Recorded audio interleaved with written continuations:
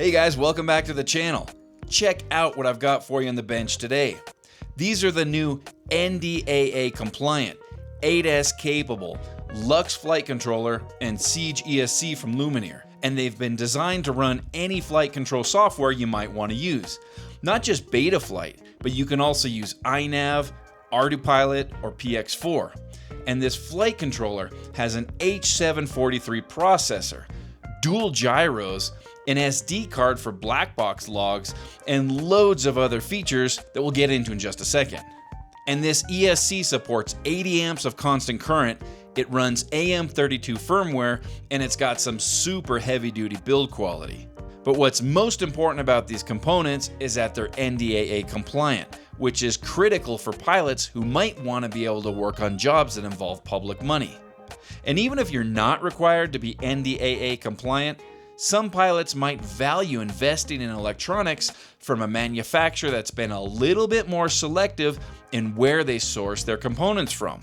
And since Chinese drones are the new boogeyman for the US government, it's a safe bet that NDAA compliance will be more and more important in the future. The problem is that there just aren't very many NDAA compliant products on the market, and that's why these new electronics from Lumenier are so interesting right now. I'm not going to talk about prices here because prices and availability change all the time, but I will leave a link in the video description where you can check what prices and availability are right now. If you're a hobbyist like me, you might be in for a little bit of sticker shock because these components do cost a lot more than what we're used to paying for hobby-grade flight controller stacks. But not all flight controllers and ESCs are built the same. Lumenier has two different versions of its Lux NDAA compliant flight controllers. The Lux F765 is a 3 to 6S capable flight controller, and it is a little bit more affordable.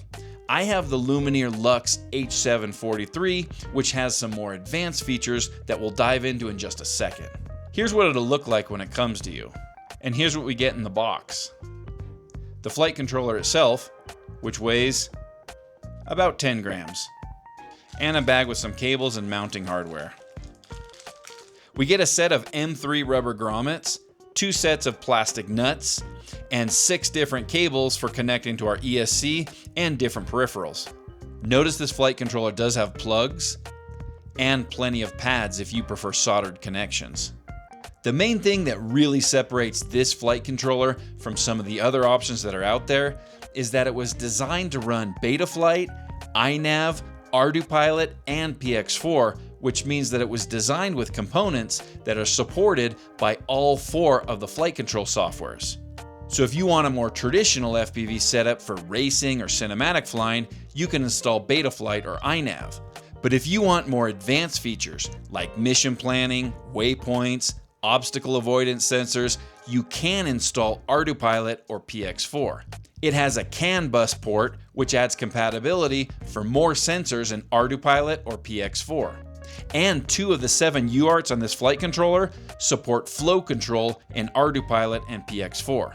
It also has dual BECs, a 5-volt regulator for accessories and a 10-volt regulator to power your VTX.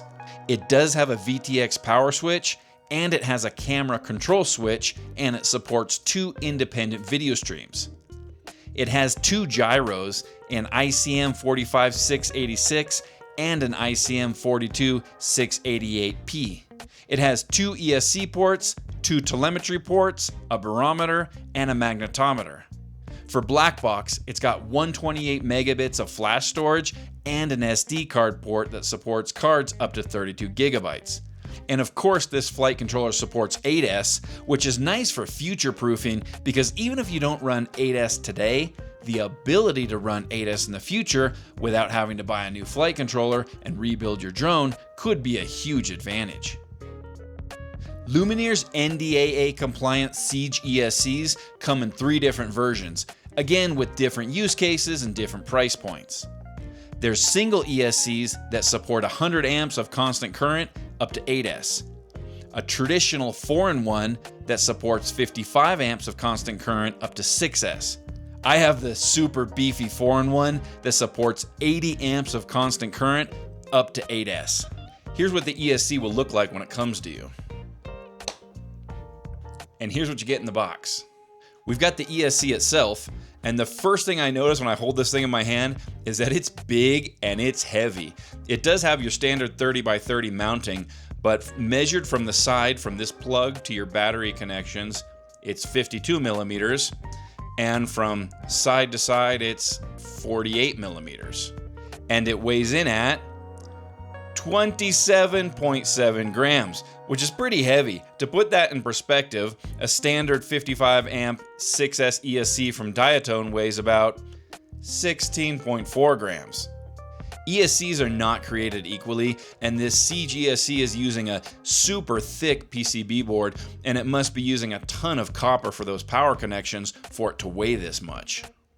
In the accessories bag, we've got a set of M3 rubber grommets, a set of plastic nuts, and 2 cables to connect your flight controller. We also get a massive 2,200 microfarad 63 volt capacitor. To give you a little perspective, these are some other capacitors that I've used on 6S builds.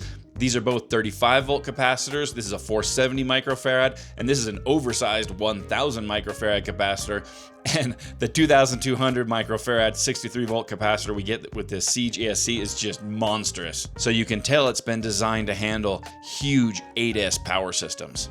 This ESC does support up to 80 amps of constant current with peak current up to 100 amps, which means that it's going to be perfect for large, power-hungry 8S builds because it's been designed to deliver those amps reliably over extended periods of time. It does have an STM32 G071 ARM microcontroller, which is compatible with all the flight control software like Betaflight, INAV, PX4, and Ardupilot. Another thing that sets this ESC apart from some of the others is that it's using some very high-end MOSFETs that are rated up to 60 volts, and that extra reliability is going to be worth the investment for high-end or mission-critical drone builds. It also has a built-in TVS diode to protect against voltage spikes, and it does support D-Shot 300 and 600 and bidirectional D-Shot. And it's running AM32 firmware, so you know this ESC will receive regular firmware updates and it'll have a long service life well into the foreseeable future. When you put these together, you're getting one of the most modern, future-proof stacks you can buy at any price. If you need these features, especially if you need to be NDAA compliant, the extra investment may be worth it to you. But if you're a hobbyist or a racer, you might be better served by a more budget-friendly option. What do you guys think of these Lumenier Lux flight controllers and Siege ESCs? Are they right for you? What kind of build would you use these components for? Let me know, I'd love to hear how you guys are using these. Alright, that'll do it for this one. I'll see you guys in the next one.